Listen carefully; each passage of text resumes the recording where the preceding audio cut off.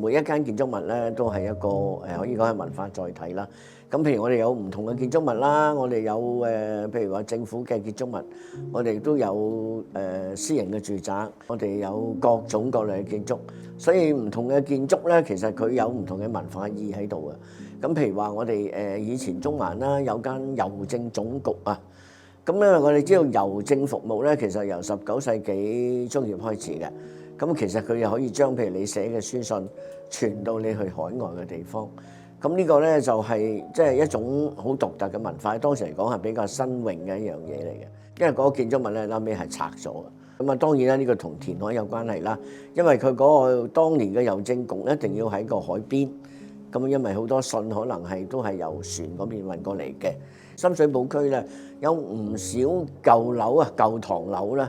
其實都係好有代表性嘅。因為唐樓咧正正就係能夠反映到深水埗嘅歷史啊。因為我諗喺20-30年代嘅時候，呢個區發展起嚟嘅時候，基本上就係唐樓，一棟一棟嘅唐樓。咁所以咧就即係最能夠代表深水埗區。嗰個年代係未有一種即係保留舊建築嘅一種計劃啊，所以我哋就會見到一啲勝在住好獨特文化嘅一啲嘅建築物咧，就係冇咗。咁呢個係非常之即係可惜嘅一回事。保育呢個歷史建築同埋呢個城市發展咧，更加係一個好大嘅挑戰。因為我哋知道香港嘅地方好細啦，咁啊香港嗰個特別平地好少，可以發展嘅地方咁細嘅時候咧，嗰啲即係比較舊嘅建築物咧就要拆走啊。咁所以咧，我諗即係唯一嘅方法咧，就係我哋去揾一啲即係去認到一啲我哋覺得係特別值得保留嘅建築物。咁然之後咧，盡可能譬如話係去保留佢，根據譬如話嗰個建築物佢嘅獨特性啊，佢嘅社會性啊，佢個即係或者佢嗰個嘅美觀嘅程度啊，嘅即係各方面嘅代表性，我哋就即係可以畫一個名單出嚟。咁然之後盡可能去保存佢。咁所以我覺得咧，就係當年提出嘅嗰個活化古蹟嘅計劃咧，係一個即係可以講係好適切嘅一個解決呢個問題嘅一個好嘅方法。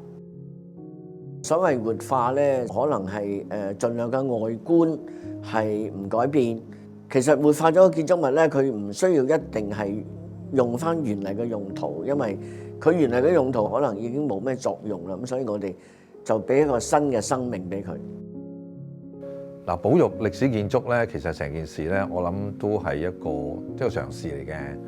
咁可以翻到2008年，即係政府成立呢個保育歷史建築嘅伙伴計劃啦。咁樣嗱，我哋成日講呢個活化歷史建築伙伴計劃咧，其實我哋簡稱叫 R Scheme 啊，即係 R 就係個 revitalization。我哋揀選呢個歷史建築去做一個保育嘅計劃嘅時候咧，都考慮好多方面嘅。咁即係歷史建築香港有唔少啦，譬如話我哋喺中環都見唔少歷史建築㗎，包括而家叫做終審法院嘅以前嘅立法會大樓，再以前嘅高等法院啦。咁嗰個建築物擺咗喺度，係不停地要用住嘅。呢一類咧就通常咧就唔會考慮嘅。咁邊一類考慮咧？就係佢已經喺個歷史嘅即係過程裏邊咧，佢已經完成咗某啲任務，有大澳警署啦，因為佢已經唔再作為一個警署可以發揮呢種現代嘅功能啦。咁呢啲咪攞嚟用咯，甚或者咧係譬如1蚊雞租咗俾啲 NGO 去營運佢哋個 NGO 嘅業務都得嘅，呢類都唔少嘅。咁我哋就覺得喂，拆咗佢好似好嘥喎。嗱，當然拆咗佢咧，就係滿足咗發展嘅部分啦，但係你就唔能夠即係保存到呢個保育嗰部分啦。咁於是咧就話喂，不如試下留翻落嚟。留翻落嚟咧要考慮好多事情嘅。第一就係究竟呢個歷史建築係咪真係留到？嗱，如果佢真係話佢嗰個狀態係真係差得好緊要嘅，而去到你需要係大量嘅即係維修，甚至乎係重建某啲部分。如果超越咗嗰個歷史建築本身佢原來嗰個面貌嘅，其實亦都不適宜嘅。第一期開始啊，我哋揀嗰啲歷史建築咧，其實佢哋都幾地標式嘅。咁佢哋都代表住係香港嗰個社會發展一個里程碑嘅一個見證嚟嘅。即係我哋睇到譬如美荷樓咁樣，美荷樓嘅好處就係佢原來係一個住人嘅地方，而活化咗之後，佢係一個青年旅社，亦都係住人嘅地方。咁呢個咁嘅例子咧，其實可以講係幾乎係孤例嚟嘅，喺所有活化古蹟裏邊，呢個係唯一嘅一個活化咗之後，佢嘅用途同佢建築物原嚟嘅用途係完全一致嘅。咧另外一個活化例子咧，就係饒宗頤文化館嚇。咁佢嗰個地段咧係有一段好長嘅歷史，因為嗰個館嘅佢係喺個海邊嚟嘅，其實係見證住填海啦。咁喺歷史上嗰個地方係做過防疫嘅醫院啦，又做過甚至做過豬仔館嘅，即係曾經係20世紀初佢哋可能即係有一啲嘅人咧係要將佢哋係可以係賣去海外嗰度做勞工，咁佢呢個地方就作為一個臨時嘅一個即係喺度住嘅一個地方。即係其實你無論係經歷過喺呢個館裏邊唔同歷史時期一段歷史嘅人咧，你都會記得呢一間嘅即係呢個地方，你仍然會記得佢。唔知你去咗個地方，翻去原來你出世或者成長嘅城市，而你發現你兒時嘅即係嗰個生活嗰個成個場景全部變晒新樓，其實你個感覺會好失落嘅。嗰個區如果完全係煥然一新嘅話咧，其實你係冇感情，即係其實大大影響咗對呢個地方嗰個歸屬感同埋感情。咁所以即係唔好睇小話，譬如話建築物本身佢嗰個背後嘅意義，冇乜邊個歷史建築嗰個保育計劃裏邊嘅建築物係冇故事嘅，所以故事咧，我哋覺得永遠都應該行先嘅，因為我哋通常都要求咧嗰個夥伴咧喺適當嘅位置咧係去即係叫做整翻個叫做 History Corner， 俾大家知道呢個歷史建築，儘管而家係一個狀態一個用法，但係以前佢係咁樣嘅。譬如話講緊呢個流浮山嗰個警署，咁而家就嚟會變成咗即係導盲犬嘅一個訓練基地啦。有乜重要啊？因為當時呢個就係望住對面喺呢個即係一個好長嘅時期咧，就係即係兩地邊界好重要嘅一個所謂邊防啦，或者係安全嘅一個設施嚟㗎嘛。咁跟住咧，其實我哋比較關注嘅一個就係社會上邊嘅嗰個參與，即係究竟成件事對社會有咩用啫？所以咧，我哋首先咧就係從個社區開始先，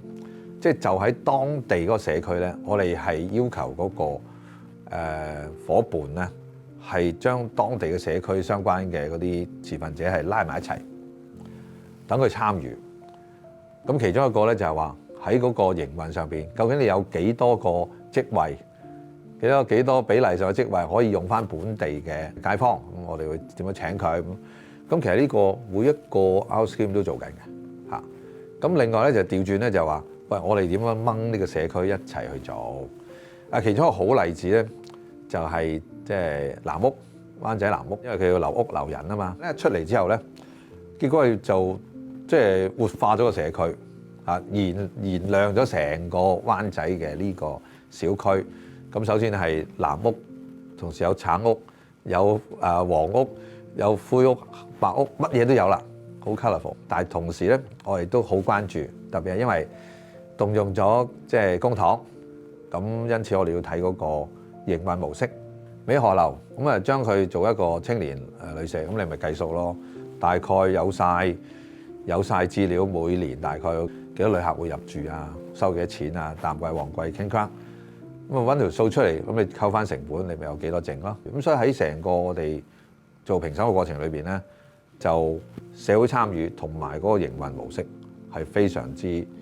重視，佔嘅分數都係好重要。所以我哋委員會咧都係恆常地會同嗰啲營運嘅夥伴咧，係保持密切嘅聯繫，甚或係我哋同佢一齊去，真係夥伴一齊去推。於是喺譬如喺財政啊或者營運上邊嘅嗰啲好多困難咧，其實喺過程裏邊我哋不停地去諗辦法去解決。咁所以咧嗱，2008到今天咧，接近20年啦。我哋可以話而家我哋做呢個即係活化歷史建築方面計劃咧，係比10幾年前咧係成熟好多。保育歷史建築呢個大嘅課題裏邊咧，就我哋呢個 RCEP 係其中一部分嚟嘅。咁呢部分咧，我相當強調同社會嘅聯繫嘅。譬如雷生春佢做中醫咁樣賣涼茶咁 OK 嘅啊。千年旅社呢個美荷樓亦都係照顧到有關嘅需要。咁但係會唔會喺個社區裏邊佢進一步改變或者提升嗰個社區？譬如舉例啦，美荷樓咧，因為佢係當時石硤尾大火之後嘅第一期嘅嗰個叫做徙置大廈啦，咁所以佢係背負咗一個即係講好香港公共房屋歷史嘅重大責任。原來住喺呢度嘅人啦，咁佢就即係喺呢度成長，都作為佢呢個地方呢個地方發展嘅一個見證。咁我諗即係譬如我哋睇見美荷樓呢個生活館，我哋籌劃嘅時候咧，幾乎即係我哋同時期就係聯繫咗一批喺呢度舊嘅居民，訪問佢哋嘅時候咧，就可以認識翻當時嘅深水埗區係點樣樣。而我哋其實隔某個時期咧，就會搞啲活動維繫住呢班街坊嘅。咁佢哋大家見到面之後就仲多嘢講，咁你就可以再即係記錄佢哋緊有啲咩講。咁啊呢樣好有意思嘅嚇，因為你始終你講嘅係人嘅故事。雖然我哋話係美荷樓，但係實際上我哋講係人嘅故事。人嘅故事一定係透過人嘅口，將佢哋嘅經歷、佢哋嘅記憶講翻出嚟嘅。其實係呢個成個生活館籌劃裏邊好重要嘅一部分。佢哋講翻出嚟嘅就真真正正係即係當時呢度地方嘅生活。咁譬如話美荷樓為例啦，咁我哋知道訪問佢哋嘅時候問佢哋：哇，你哋嘅最深印象係乜嘢？咁佢哋話：最深印象就係呢度嘅洗手間啊、個廁所啦咁樣。因為咧就即係佢哋好多時啲女仔晚黑要去廁所咧，就要揾啲即係哥哥或者弟弟要陪一陪佢嘅，因為如果唔係好危險嘅。咁啊，所以即係但係好得意就係喺一個咁臭嘅廁所咧，隔離會有人開台打麻雀嘅。咁就我覺得呢個係好有真係反映到呢個地方嘅生活。咁如果冇呢啲即係老街坊嘅幫助即係我哋好難知道當年嘅生活。原來啲人可以苦中作樂嘅。咁亦都因為美荷樓佢係屬於整個大嘅徙置大廈群當中嘅一座，咁佢從成個社區咧，其實有幾十年嘅嗰個關係喺度。於是我哋咧亦都通過呢個基地咧，就係發展一啲譬如話地區嘅口述歷史啊，令到咧新一代嘅深水埗嘅居民啊知道喂以前係點嘅，嗰啲艱辛嘅日子係點樣走過嚟嘅。即係呢個係一個好好嘅一個示範，點樣將一個歷史建築佢裏邊即係載荷嘅一啲嘅歷史文化嘅信息咧，同個社區分享。所以成個而家嗰個活化歷史建築就係可以話喺相當大程度上同個社區係互相係交往嘅。咁呢個咧，我覺得咧，將來都會係繼續向前發展咧。即係通過咁樣嘅一個計劃咧。通過我哋保住啲歷史建築咧，係我哋即係深化咗啊！我哋嘅即係居民對於呢個社區嘅嗰個認識同埋歸屬感。呢個展覽就真係承載咗嗰個年代嘅一啲嘅即係美荷樓或者係深水埗居民嘅佢嘅生活，承載住佢哋嘅記憶。咁你喺嗰度一路行過去嘅時候咧，睇見唔同嘅房，就睇到唔同時代嘅即係呢個美荷樓。咁其實係我諗，如果係呢度嘅舊居民嚟到再睇嘅時候咧，佢就會勾起好多回憶㗎啦。活化歷史建築伙伴計劃其實佢做咗咁多年咧，佢積累咗嘅成果咧，其實已經變成咗好好嘅素材，